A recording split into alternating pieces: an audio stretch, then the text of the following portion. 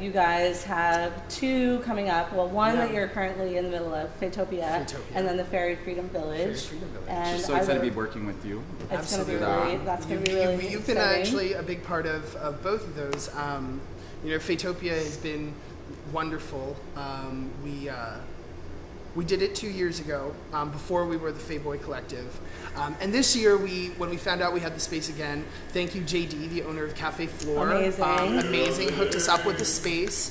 And we knew we had it 2 months ago, and we put out the call, and it was so humbling. All of our friends were like, we want to do something. And so we walk into this empty space at the beginning of it, and we're like, what? How are we going to fill it? And a week later, wall-to-wall art everywhere. It was amazing. It's to see it evolve.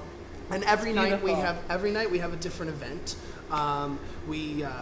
You know, we mentioned the Maniacal Menagerie by Dr. Bordello, which was really wonderful. Drama Bin Laden has debuted his new dragsicle, their Bat Guy, the dragsicle, which is amazing. Everyone you love in San Francisco, Miss Ronnie, Monistat, Glamour, Trixie Carr, Diego Gomez. All portraying Batman villains. Yes. Who don't know what to do. Which I'm now sure that Diego is like dead. freaking out about. Yes.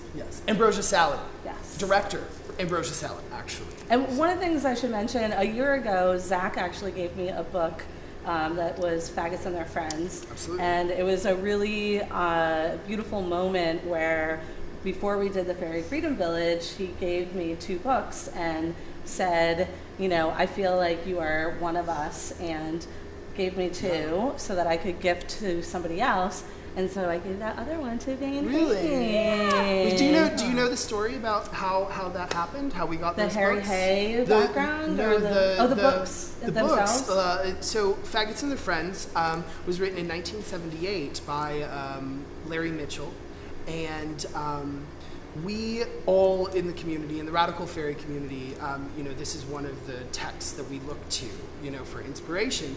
And we were all under the impression that he had died, and the last printing was in 1988. And we were like, well, why don't we just have it reprinted, you know? Like, I mean, it seems like that's something people are doing these days with the internets and everything.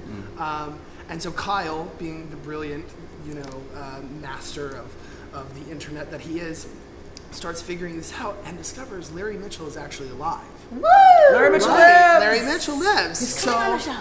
So he gave him a call, and Kyle was like, we want to reprint the book. You know, like, it's really hard. They go for like $150 on eBay.